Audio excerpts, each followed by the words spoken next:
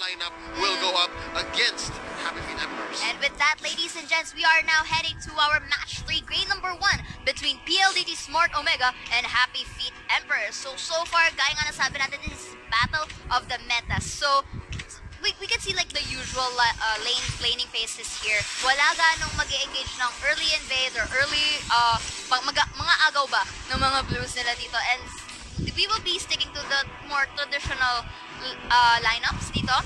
The Kadita and Franco will be understood na magkasama talaga, which is what they usually do and what we usually see with the past series. Teams are playing it safe here, pero bago pa magkalabanan dito, let's introduce our team, shall we? Pldt Smart Omega, that's why not on the Kaja, Kenji on the Cho, Heath is our Akai, Sitoshi ang carry, and Kingpin, it's his debut, is our Lunox. And meanwhile, for Happy Feet Emperors, we have Arbe going in for that Leomord, Cram for Minotaur, Mr. V for Franco, Claude for I have not seen, but we are now seeing here on the middle side though, Kenji is going to harass Arbe anytime the minute. Pero syempre, in the nick of time, nakapag-back shot, nakapag-regain ng extra HP. Pero naman sa taas, ladies and gents, kita natin na flicker out na ngayon si Claude right here, or using his Dexter right there. BMI has been committed, and I think that's going to go towards how survivable the carry of HFE is, meaning the carry hero, the core, not carry, because carry is on the side of Pldt Smart Omega, who is actually herself getting babysat very well by Heath here. Yes, and it's really understandable talaga na pina-prioritize dito nila si Toshi dito kasi pinaka-essential talaga siya in the late game, and ayaw din naman nila maabot ng late game yun. So as much as possible at the early game, gusto talaga nila na magkaroon na ng damage tong si Toshi. Meanwhile, like what I said, MV is going for that Claude, and finally Kadita, Tan for Kadita. And dito naman sa top, at the same time, we are seeing here the first kill is going to be pulled off by Kenji, pero dito naman sa gitna, nakapag-first blood ang ating Kadita dito. It's 3-1 here. Kingpin is on the bridge of Turbo. Brilliance will be put off, pero in the nick of time, hindi siya naabot ng Breath of the Ocean, and now Happy Feet Emperors will be getting this first turtle. Looking good, but it seems like Omega is going to be trading towers for a turtle. As you see, HFE gets a free turtle up top, at mukhang sa bottom naman, babawi ang ating carry at makukuha niya. Pero yan ang nga po turret. ang flicker and iron hook by Mr. V right there. Keeping napaka-situational done, and it's very good dahil nakuha siya ng rough waves na nanakap siya ng Breath of the Ocean. So it's understandable talaga na hindi na nila palampasin at patayin na ang Lunox doon, because maganda yung prioritization ng Happy Feet Emperors dito eh. Hindi nila pinapatabatong si Kingpin. At the same time, they're keeping an eye out on this carry right here. Why not? You're just clearing out the waves. I really like how sumasagot sila, right? As you can see, Toshi's being babysat by Heath, and on the side of Happy Feet Emperors, it's MV being babysat by Cram. As I said, I really like Cram's tanks. Sometimes it's the fundamentals you need, and that's what you're seeing in this game. It's fundamentals. We didn't see much of the switch. These heroes reached level 4 at their own pace at about 2 minutes. And of course, there are no invades. Have you seen an invade? Not yet. They're just trading objectives. And I think this is fundamental ML at its core.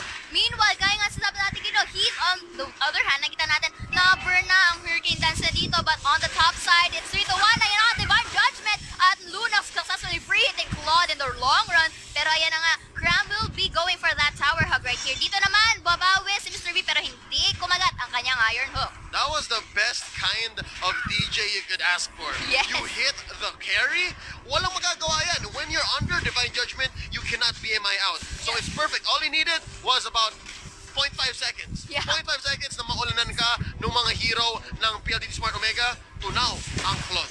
Yes, gaya nga na sinasabi natin kanina, Happy Feet Emperors will now be prioritizing their farming here kasi hindi nalalayo ang kanilang net worth against Pldt Smart Omega dito, and now nakikita natin sila naman ang medyo nagiging agresibo dito. But at the same time, Pldt Smart Omega hindi pa rin nagpapapanik dahil medyo lamang pa rin sila in terms of net worth, and kahit paano nakakahabol pa rin sila sa kung anong aggression ang pinapakita ng Happy Feet Emperors. So yeah, this here is the test. As we saw earlier, HFE has an issue with farming. They cannot go up to these high gold counts, but check it out, quick fight up top. At ayan na nga, yung Minotaur going with the Minoan Fury over there. Kenji ngayon low on health, goes for the Shunpo to run for his life with that tower hug. Pero dito naman, Pldt Smart Omega will be getting this turtle right here for their very necessity. Dahil objectives nga naman to. Heat, on the other hand, will be using the Hurricane Dance against Mr. V. At ayan na nga, na-corner na kill. As I was saying, when you're starting to farm up, and again, Happy Feet Emperor seems to have an issue with that farming strategy. Minsan kasi isipin mo, oh tara, magsama-sama na tayo, mid-game, let's just keep going, team fights, team fights, team fights. You forget to farm up, you forget to try to get gold for yourself. Yes. And I hope that they don't do this. I hope it doesn't happen here for them. As Cram flickers out, muntik na siyang ma-DJ.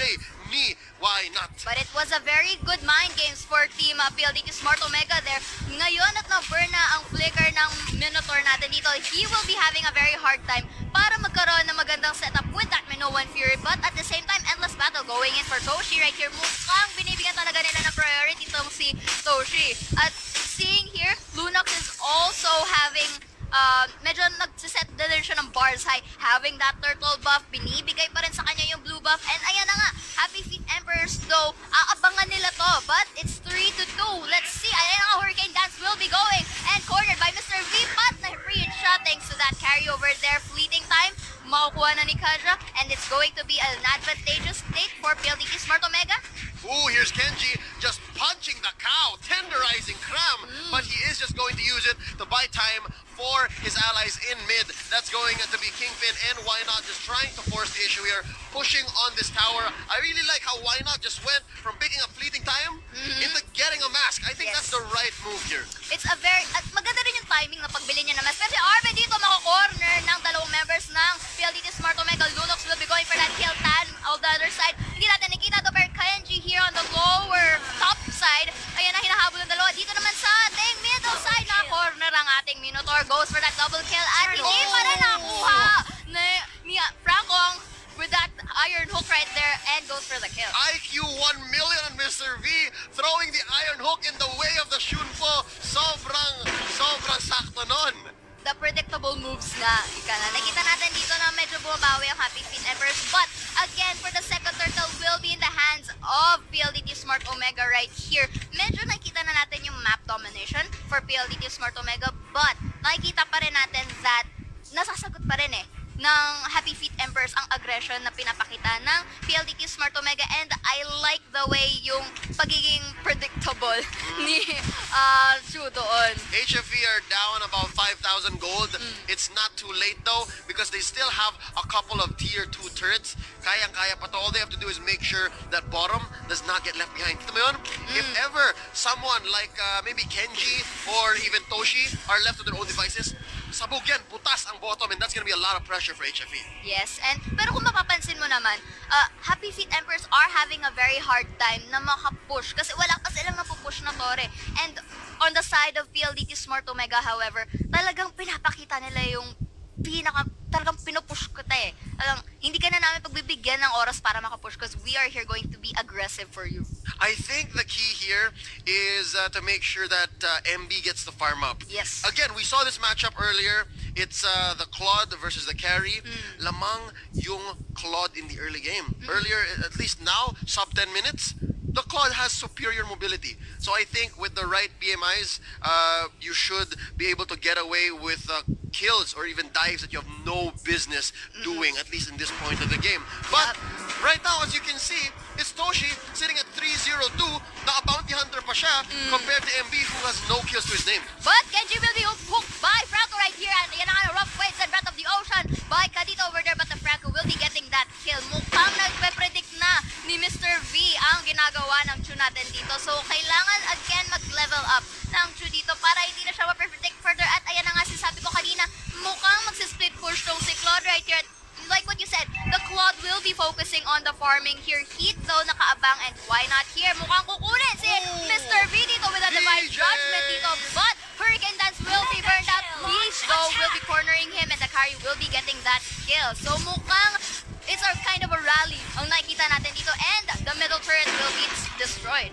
Back and forth, but after picking up the golden staff by Toshi, feeling ko mga smash na to mga to, smashing right into turrets. Then I think it's not a good idea for HFE to trade heroes for turrets. Sure, they're catching up the kills, they're scoring a few here and there. Pero look, they've lost all the tier 2 towers that I talked about earlier that is keeping them in this game. So medyo delix na to. Yes, delix talaga indeed. And nakita na natin Kenji will be having that endless battle na nakakabuo niya lang. Lord, And resurrecting mukhang soon. nakikita niya na eh, ay, napipredict na ako mukhang kailangan ko ng extra damage dito so bubuuin ko na to. But here, on the top side though, we have Mr. V magpo-potentially hook for this Lunox right here. But, syempre, Blender will be going out for heat there para lang ma-show away sila. But Toshi here, free hitting this Lord. Syempre, ayaw nila mapunta to with the hands of Happy Feet Emperors kasi pwede pa silang magkaroon ng epic comeback eh. Oh my God, the plays here.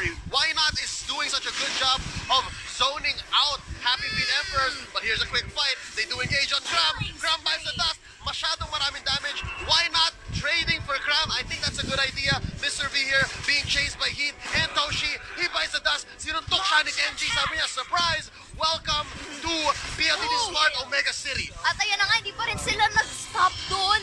Talagang they go for that aggression to actually kill Claude para hindi na sila makapag-defend dito at mahirapan na. A Breath of the Ocean will be going by that kanita pero wala siyang nahuli.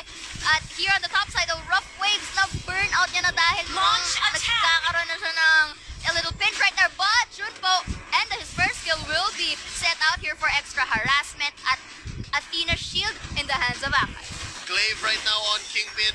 He's looking good in his debut. Lord is knocking on the door and he is let in. There's nothing that HFE could have done to stop that kasi kakabalik lang ni MB. And Tama. here we are. It might look like it's 2 towers being taken here by PLDT Smart Omega up top as well, using Lord as a distraction. Tama dyan. And we are now seeing right here, hindi makapalaglas masyadong Happy Feet. Pero yung Divine Judgment will be pulled up. Lunox for the kill. At in Way of the Dragon for that Franco here. Lunox at the same time na double kill niya. At pinifree na ibang members, but the Akai here will be slaying away the members of Happy Feet Emperors. And ladies and gents, Game 1 will be going to PLDT Smart Omega. That was a game under 11 minutes and 30 seconds, I believe. Yes. 11:20, parang ganun. Ang bilis.